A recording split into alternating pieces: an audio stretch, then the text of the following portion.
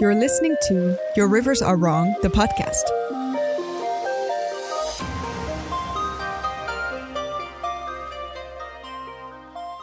Good morning, or evening, or afternoon, whenever you may be. Welcome back to the first episode of Season 5 of the Your Rivers Are Wrong podcast, where we talk about the wonderful whimsies of world building, the arts and aesthetics of setting up a setting, and telling stories born from it. That's right. Now, if you're a regular listener, you might have noticed that we haven't introduced ourselves because today I want to try out something new. Maybe just for today, probably not moving forward, but today I want to try introducing each other in case people are not quite sure who we are or have forgotten who we are or are coming for the first time and don't have any idea who we might be. So I'll introduce you first if that's all right with you. Oh, cool? Go ahead, my friend. And here I am, like, posing in front of the webcam, trying to get myself hyped up, as if you guys can see this. It doesn't. It's just for me. This is all for me. I feel very special. Yes, that's true too. That's true too. Okay, so on this podcast, we feature none other than artist, singer, short story writer, theater performer, and the mastermind behind every logo we've had on the Your Rivers Are Wrong podcast. Please welcome back one of the two co-hosts of this podcast. It's Merlo. Hey, it's welcome me. Welcome back. Merlo. Welcome, Wait, friends what? and strangers. It's me. I'm also here. Okay, cool. I will totally do the same thing for you. Round off this beautifully organized and structured segment. Yeah, this is why I went Because first. with me, you've heard his voice before. Perhaps you've never heard him introduced by me.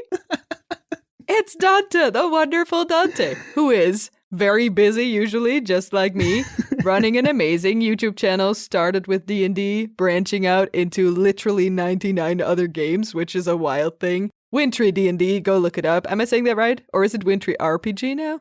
One of the two. Depends You'll on what find platform you're looking at. It has amazing, very cute dragon art as well, or wyvern art, I should say. Thank you. That is absolutely the most adorable and that I look back at way too often. And he's also my co-host. It's great. Woo. We're playing D&D, we're playing other games, we're doing all the things. And for the uninitiated, good to know as well, is that we're currently 6 hours apart. That's exactly true. Because you are from the States. I live in New York City, New York. And I don't. You live I'm very much all not, the way where? I'm all the way in Holland, you guys. It's the Netherlands. It's across an ocean. So every week we choose to meet up somewhere in the middle of the Atlantic Ocean to talk about all the things we love about world building and storytelling. It's a hobby that has blossomed into a 50-episode podcast where we have covered, and let me see if I can do the math right. We've covered close to 90 different topics over the last 50 episodes. Yeah. Because seasons 1 to 4 Yeah, we started off 2 like topics each. to an episode, and then we did some self-care, and then we scaled it back to one per episode. We realized Yeah. we should love ourselves, and we cover only one topic every episode, but not any less content, honestly. We just go in more in depth, depending on the topic we choose. Yeah, we So- got some nuance in there. Exactly. So before we talk about the topic that we're going to talk about today, which you guys are already seeing in the title, but we haven't mentioned yet, so there's a little bit of an element of surprise. Wait, I for never thought just about that Marla. before. Because I don't Right. know this one. You're going to introduce it, and you guys already know it, and I'm literally the only one left out at this point. Part of the fun of this podcast is that one of us picks a topic each episode and we alternate, and the other person doesn't know what we're talking about Yeah. until we start talking about it. But you guys know because you could just look at the title. But before we get into that, I wanted to preface that if my voice sounds a little bit raspy or strained today, it's because I made the brilliant decision to stream yesterday for an hour and a half, covering, I believe, Project Black Flag last night. Lovely. And about 30 minutes into this 90-minute podcast, I realized I forgot my water downstairs. And not wanting to lose that viewer engagement by disappearing for a minute and coming back, Streaming momentum. Yeah. I made the conscious choice of, hey, I can just go without water. I will refuse water. Talking the for coming another hour and a hour half. straight. So if you guys can find the VOD of Black Flag playtest number 2 on my channel, you'll notice that my voice is increasingly becoming more difficult to hear. Oh, man. As I'm truly just like scratching the words out of my mouth towards the end of the stream. I hate that visual. Do you have water right now? Please say yes. Yes, I do. Yes, I do. Because we will I've wait learned my for lesson. it, you know? Like, don't kill It's your true. vocal cords because It's of true. We do edit this in post. So. Yes. But that's that. Any updates with you? It's been a strong month before anybody's heard from us. Yeah, that's right. Has anything happened? Well, in terms of vocal cords, I had very raspy vocal cords last Friday when we hung out when we did the most amazing game we've ever played. Side note. This is fair. Because the day before I had a wild karaoke night with my musical theater nerd friends, which was lovely. Yeah. And which I wanted to not stop. So I just sang until people left, which was great. Which I've said before, I'm endlessly envious of, that Marla just has a group of supremely talented friends. Isn't it great? From the theater who just go and sing together for karaoke. I can't believe that this is part of my hobbies now, and I'm so happy about it. Because it's so good to do karaoke with equally nerdy musical nerds. That's incredible. It's the best people to do karaoke with, honestly. Whoever has the room next to you guys, whenever you guys are karaokeing, must be like envious. Yes. Of what's I'm coming afraid through the so. walls. Anything else from you? Actually, we could bring that up. By the time this comes out, it might be released to the public. The game that we've been playing for the past month and have been very thoroughly obsessed with is called Tangled Blessings by Cassie Mothwin. Yeah. It is a 2-player TTRPG with no dice. Tabletop roleplay game. Yes. No mechanical combat. It is simply just prompts for you to build a story out of. And we're playing as 2 rival magicians at a grad school magical academy. And we hate each other and we love each other. And it's a fantastic story of whatever we're cooking, because we've truly stripped away all the things that we don't enjoy quite as much as storytelling and role playing and building character. And it's the most indulgent thing that we who would have thought that 2 people doing a podcast about prompting and world building would enjoy a game about prompting and world building. Yeah. Yep, very much so. As both of us who've played D&D together for 4 years now. Yeah. Right? It was truly the most ridiculous thing for us to realize that, hey, maybe 15 hours of character building and interaction is way different from rolling dice and killing goblins. Yeah. And it's been its own special pleasure, and I've been really enjoying it.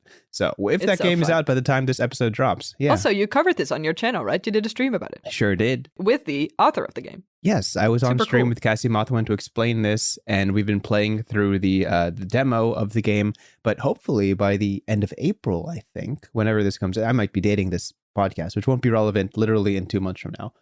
If the game is out, you should pick it up. I am not sponsored. I just truly enjoy it. It's just amazing. Yes, I agree. Yeah. Anything else before we jump into this? Well, how are you? Usually we also just say, hey, how you doing? Oh, that's true. I'm doing okay. I guess the big thing that happened recently is that I was at PAX East, which is very exciting. PAX East is a convention that's hosted in Boston. Got to visit our D&D friends who live in Boston, which was very fun. And I got to walk around and check out some other games. I got roped. Sometimes they just kind of grab you and like, hey, play our game. And you just sit there for like 30 minutes. And that happened. And the person that did that to me just taught me the game, bodied me in like 5 minutes, and then I left. And that was the whole experience. Beautiful. It was fun, but I got absolutely demolished. And I got to talk to the folks at Indie Press Revolution, who host a whole booth of indie games that you can normally find only online through PDF. And I got to see all the physical versions of them. That's and cool. They were so nice. There's a game called 1000-Year-Old Vampire that is beautiful in PDF, but like a work of art in person. And I got to enjoy reading that and just looking at it because my wallet couldn't handle buying it. But everybody who can see that, who can find that game online, worth a read. Amazing.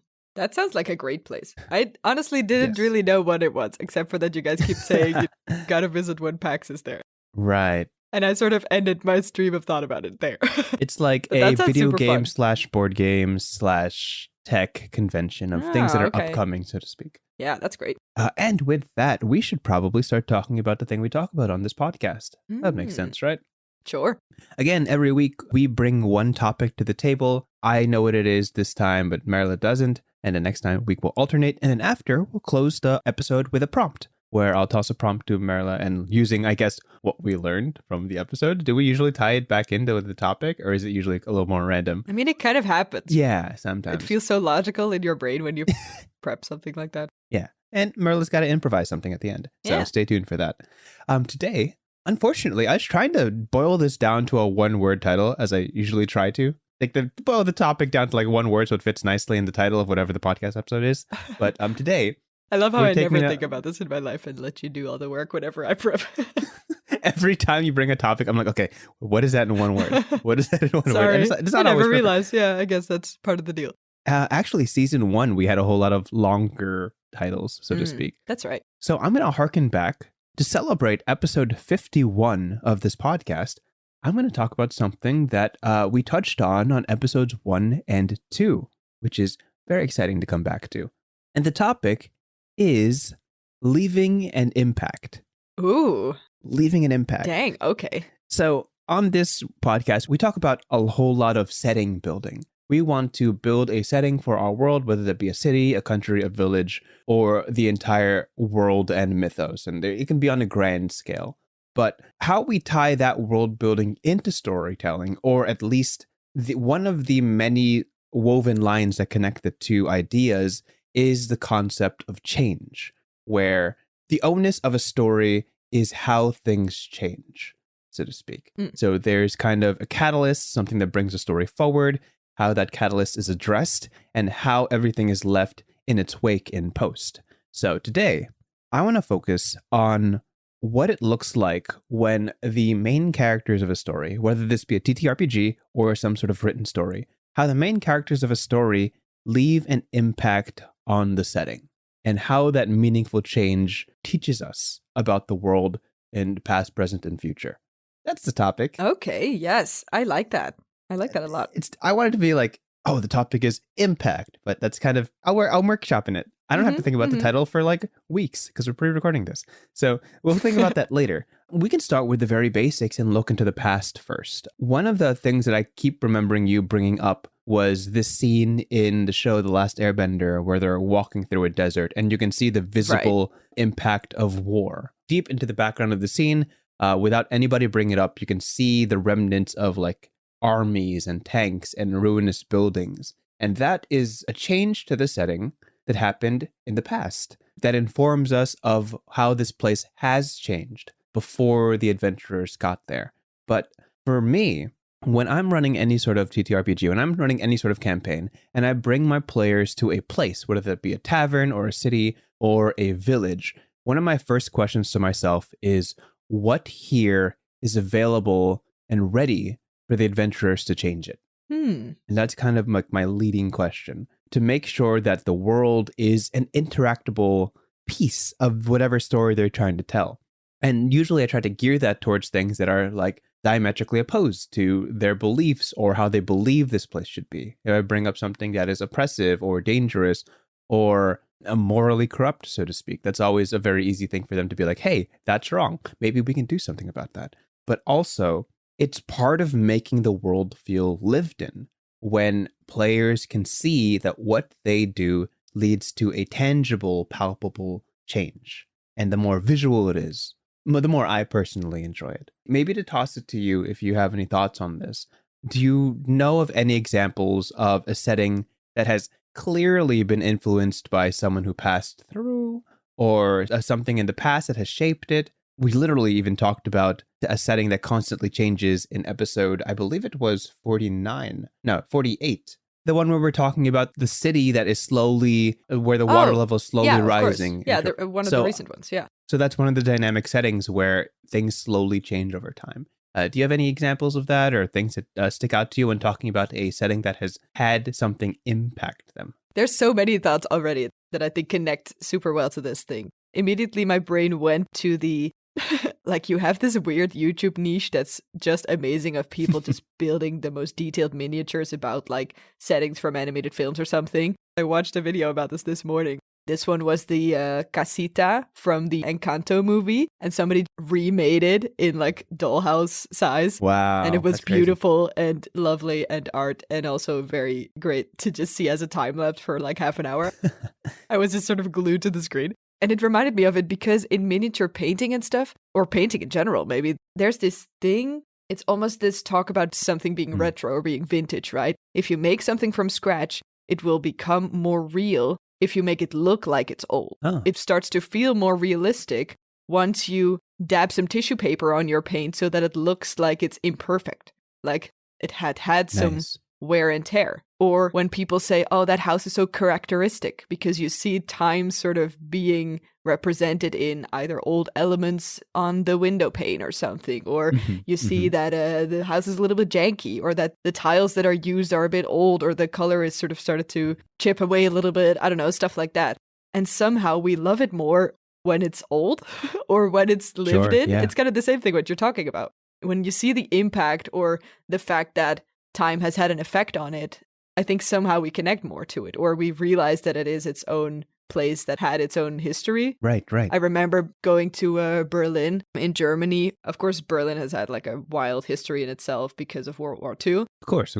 But you would literally see in the street, right across the asphalt of like a big road or something, you would see like little bricks representing where the Berlin Wall would first stand. So instead of filling it with asphalt, they purposefully decided to make it more visible, more like a scar, basically, by using bricks instead of wanting to perfectly pretend like it didn't exist. So the sort of imperfections there, the fact that we see that something has happened that we weren't here for, is very relevant, I think, to this whole thing that you're talking about. Oh, absolutely. Yeah. I mean, I guess we sort of have to define then what is static to us but was changed before. So, you know, if I, as the main character, come into a new town, as you described, and I see perhaps, I don't know, the city hall, and then one side of it is completely like blown off or something, or it's like half ruinous on one side. We see something has happened, but I have nothing to do with it. So what does that bring me to a store?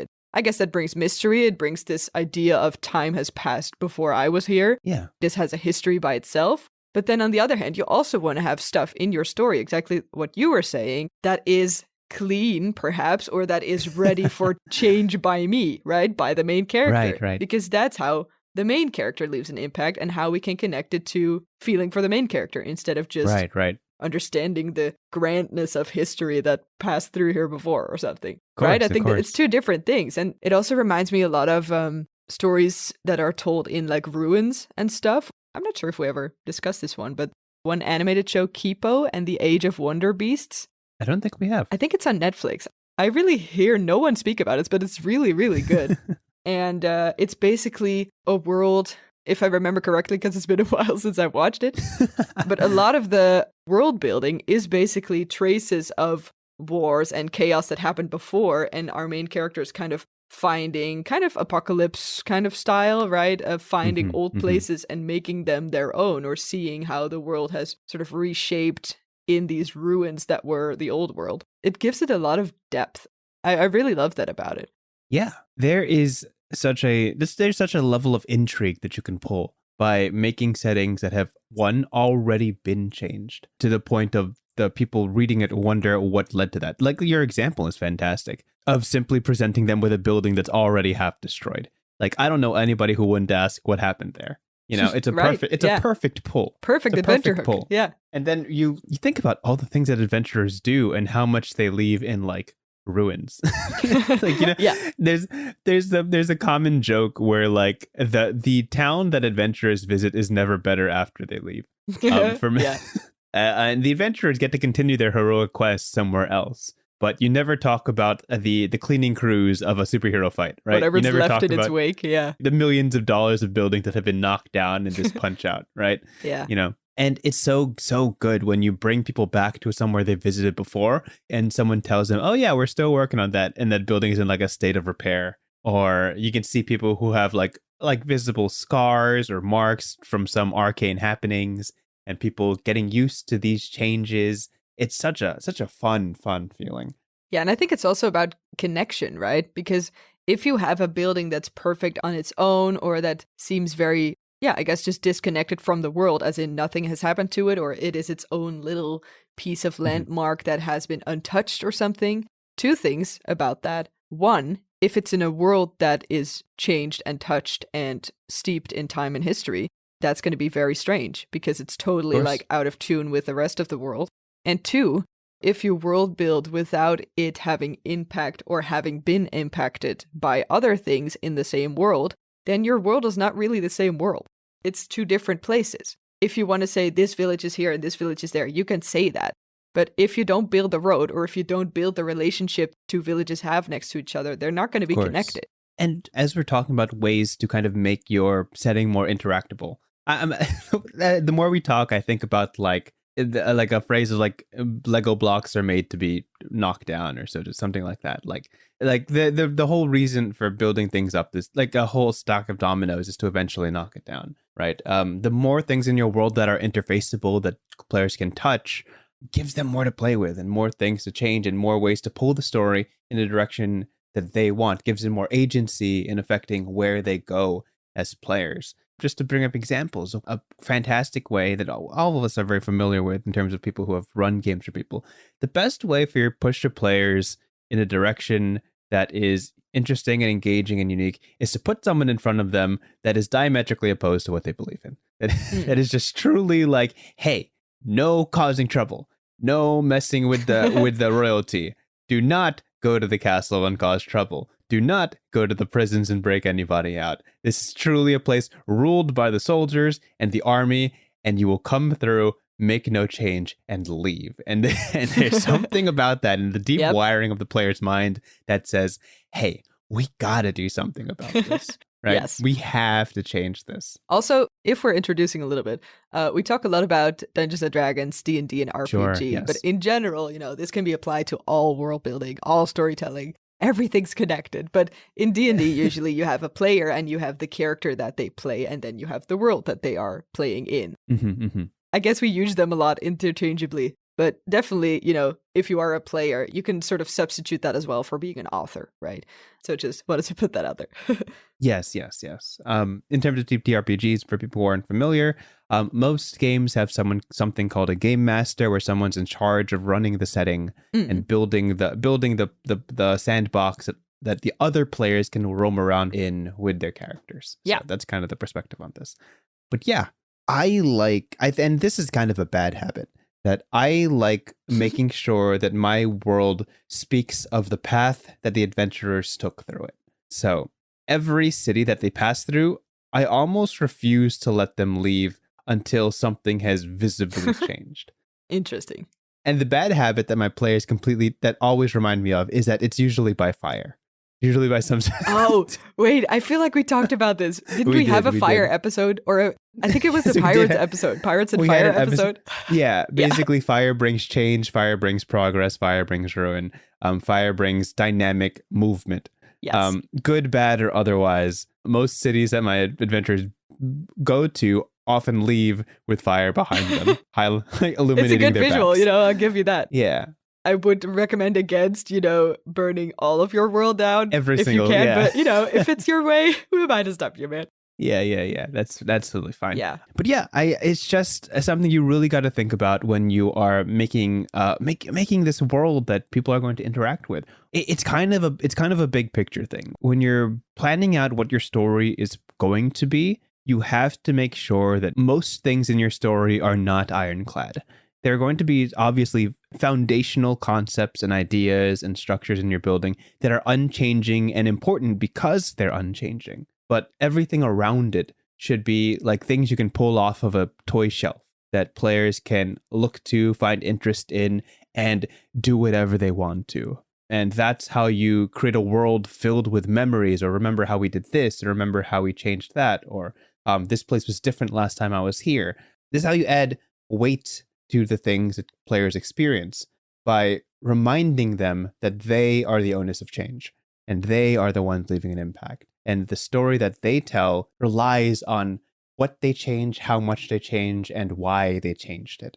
And that's kind of the cornerstone of what I wanted to talk about today. Yeah. So, yeah. I really love that summary as well. The question of, what should be static in your world is an interesting one here. Mm-hmm.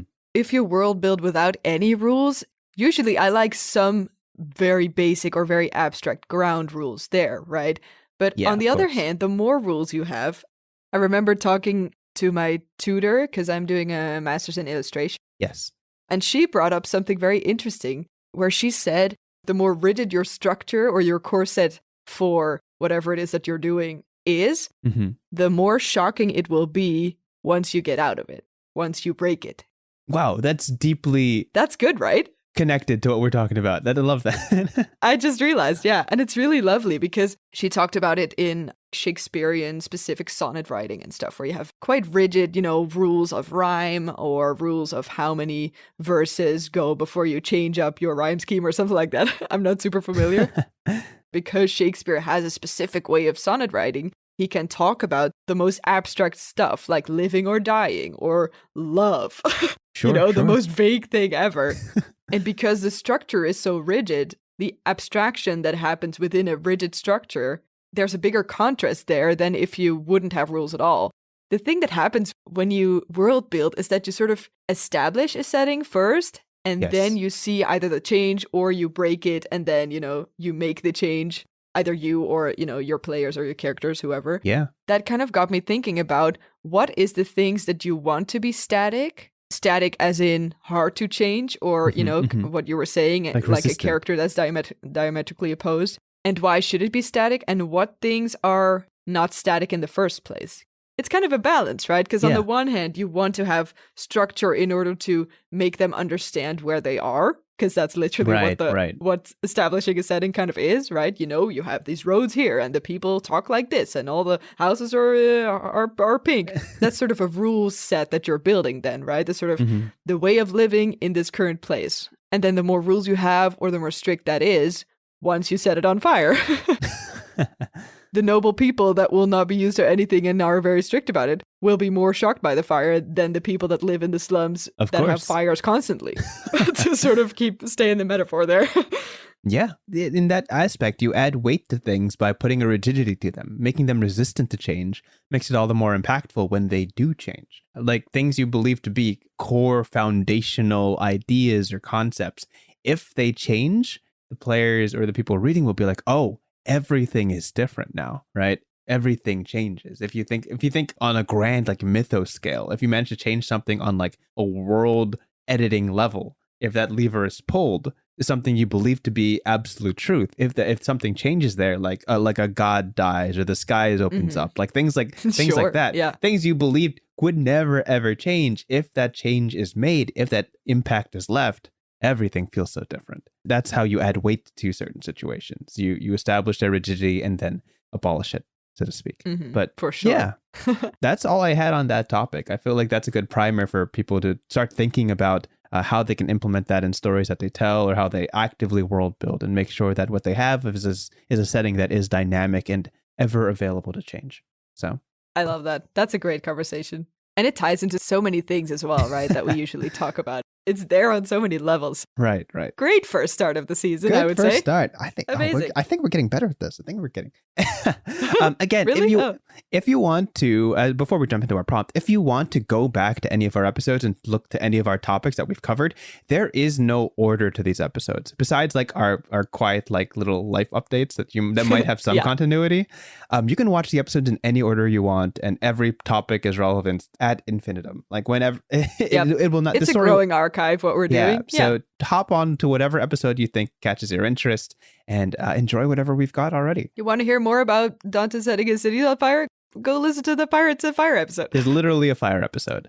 There's a fire episode. There's a world building episode. Season 2 or something. I think. Exactly. Yeah, you'll figure it out. I believe there's a ruins episode. There's a time episode. There's a whole lot of things we've already covered. It's linking up, man. It's linking up. Let's jump into our prompt for today. The prompt is something that Merla hasn't heard yet, but we'll have to improvise. And it is deeply relevant to our topic. So are you ready? Ready as I'll ever be. Let's go. Okay. Here is your prompt for today. Drum roll. The adventurers have come and gone. Name 3 things that have changed about the village. And let it be known, you don't have to explain how it happened. I just have to name the changes. That's the prompt. You just have to name the changes. And how it happened will be in our collective imagination. Interesting. Okay.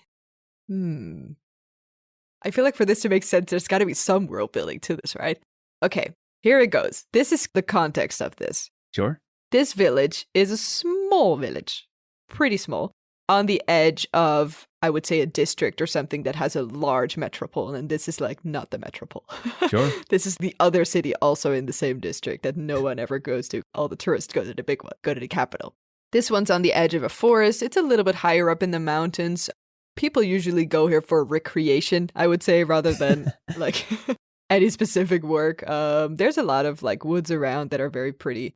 There's like one train that stops every 2 days or something here, and that's it. Fantastic. As the adventurers kind of storm through in a, from outside perspective, strange whirlwind of things that they're doing. They're either chasing someone, they're clearing out the entire shop for like random items that no one ever needs. They've been in the shop for like years and years collecting dust, and suddenly these people clear them all out. It's very confusing. Sure. Also, the baker has needed to work like double hours to be able to keep up with the food that they're consuming here. It's a wild ride. People are very confused about the excitement suddenly happening in this nice, sleepy little woodsy town. Mm-hmm.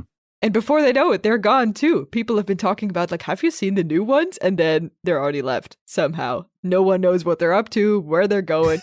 I guess one of the, what's this called when your job is to look after a forest? What's that in English? Like woodsman? Woodsman? No.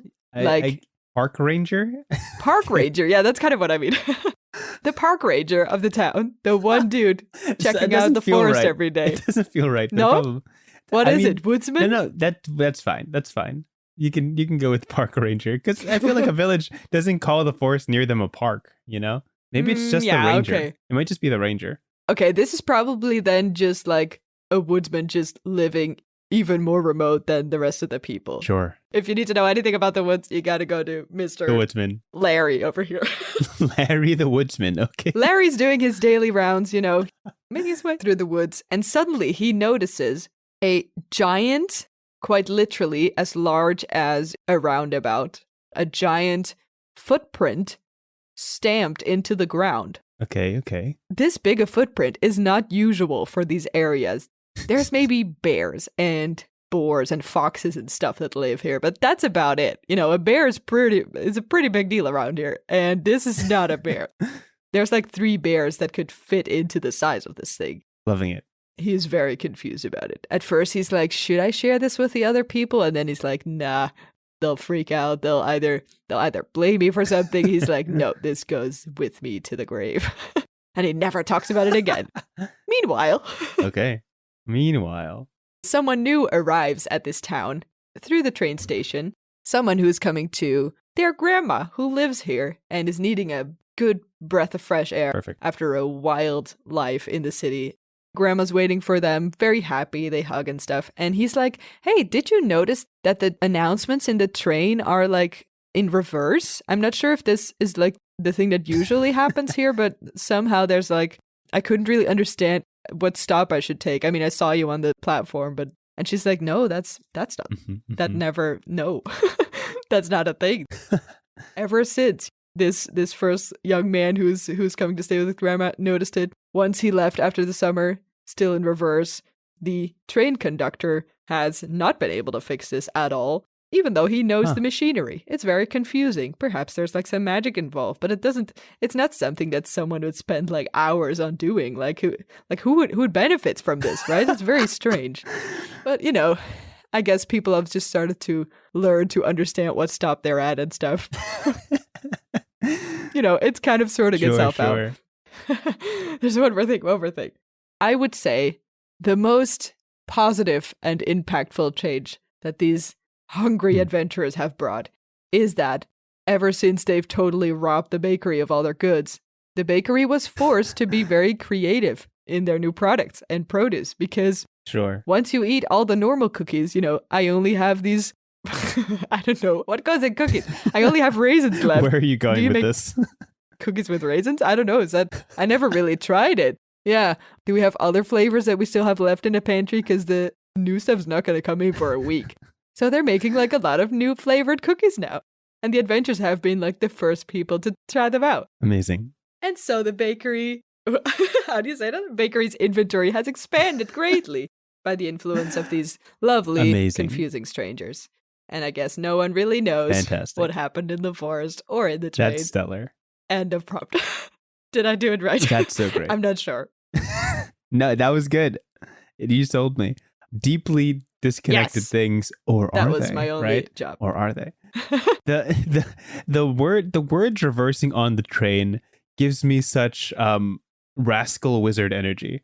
Where it's like they were riding the train in, Yeah. and one of the adventures was like, "How funny would it be if I switched the words around, like on a whim?" There's no reason to it. Yeah, There's just for sure. This is maybe pure to like see if I can. power boredom that's happening here. Yeah, power boredom. That's a fantastic way to put it. Yeah. Change for the sake of change. There will right? be like some person that's gonna ride this entire train and be like, it's a fucking code for something. I'm the only one who notices that there's something Right. really wrong with the world. There's something going on and no one realizes but me. And then a wizard out there is like forgetting that he ever did this for years. Yeah. That's definitely what's happening Exactly. here. Yeah. Also, it reminded me so much of the Welcome to Night Vale podcast. I don't know if you know it, but it's a big recommend. It's like a guy doing like the weather/news report for a fictional town called Night Vale. And there's a lot Oh, of like sick. weird things happening in Night Vale, but the news reporter doesn't find them very weird. So he's like, oh, the clouds have been purple today. Make sure to check them out if you get a chance. Anyway, back to the news. Awesome. I love that. Okay. And with that concludes our first episode of season Aw. 5. That's real exciting. It Oh happened. my gosh. Beautiful. Tune in next week. Well, whenever this drops. Tune in next week for Merla's topic as we do a lot of the same and visit what we love about world building and storytelling and how we can improve those stories to be as dynamic and wonderful and ever changing as Yeah. possible. But as you do, there's something that you should probably remember. Oh, really? What's that? Yeah, you should always remember that your rivers are wrong. Oh, I guess I'll go like check them out or something. Yeah. Yeah, you Have should that probably go looked check at. them Yeah. out. Yeah, we'll sort that out sometime. Maybe next episode. Maybe. Who knows? Yeah. Anyway, Tune in for more. tune in to see updates on that. Goodbye. See ya. See ya. Thank you for listening to this episode of Your Rivers Are Wrong. If you have ideas for topics, prompts, or you just want to share your thoughts, please reach us at yourriversarewrong@gmail.com. That's yourriversarewrong@gmail.com. Also, a big thanks to Maarten Schellekens, who created the intro and outro music for our podcast. And most importantly, thank you for listening. We hope to see you at the next one. Bye.